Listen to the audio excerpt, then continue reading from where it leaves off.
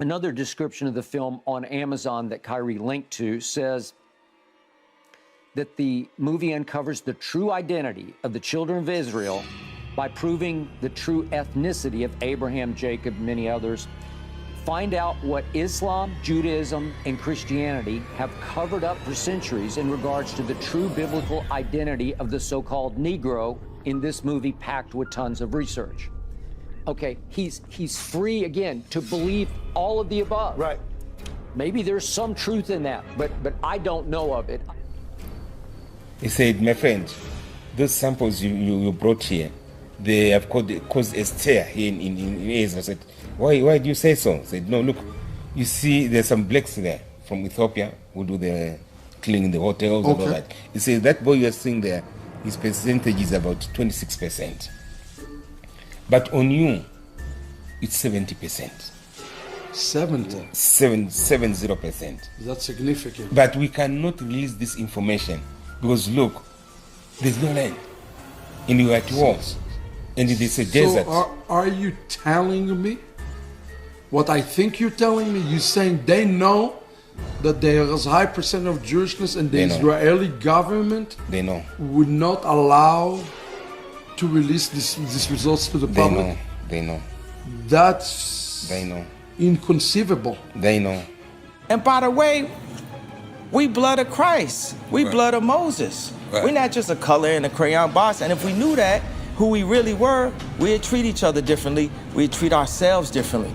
So when you say, I'm black and I'm proud, like, but of what? What concept are we? Who are the Semitic people? And then we're gonna get to the public enemy thing. Right. So I looked up who is the Semitic people, and there's a list of Semitic people, and anyone can do this right now. You can look up who are the Semitic people, what are the Semitic languages. Right. Has absolutely nothing to do with any white people. Right. Not at all. So in order for me to be anti-Semitic, I'd have to be anti-black man, anti-black woman, anti-black people, anti-Africa, anti-all of the people. Because the Semitic people are black people. So y'all get that clarity. We're gonna say that again. Now, the Semitic people are black people. So we're going to look and track now the migration patterns of the regal merchant class of the House of Judah.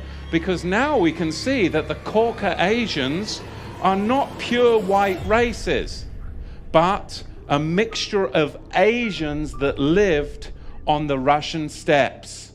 Asians in the Caucasus Mountains, right? Caucasians.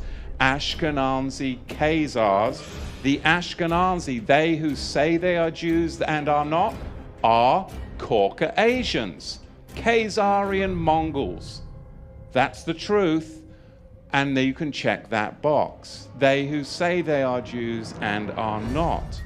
While attempting to empower the black community, revealing the truth that many black people are descendants of the tribes of Israel who were in Africa and later taken as slaves to the Americas. And the tribes of Judah, Benjamin, and a little bit of Shimon were on the southern side of Israel. So when you discuss going into exile, it would make sense that the Judeans would have direct access to going into Africa. And in fact, we see through historians like Josephus and other historical documents, even in the Tanakh, there were many different waves of Judeans actually going into Africa in different periods of time, over a 2,000-year period even, including in recent times from the Portuguese Inquisition. Right. So yeah, it is definitely interesting, as you said. Islam designed infernal slavery. And then the Ashkenazi Khazars, those who say they are Jews and are not, are the ones that marketed it. And the regal Negro nomads exiled from the kingdom of Judah were the main recipients of it at the hands of the indigenous black Africans. Because you've got to understand, the regal class of the House of Judah came down from Israel and they came into the land of the black Africans. And the black Africans resented the regal class of the House of Judah in their land because they had laws, they had customs, they had civility. And they were a regal class of Negro that came down into Africa.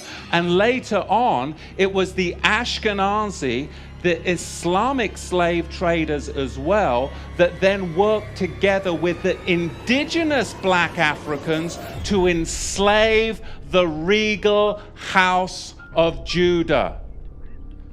This community of Nigerian Jews belongs to the country's third ethnic group, the Igbo. They claim to be descendants of a lost tribe of Israel, and today observe religious practices very similar to rabbinical Judaism, although it's not always easy.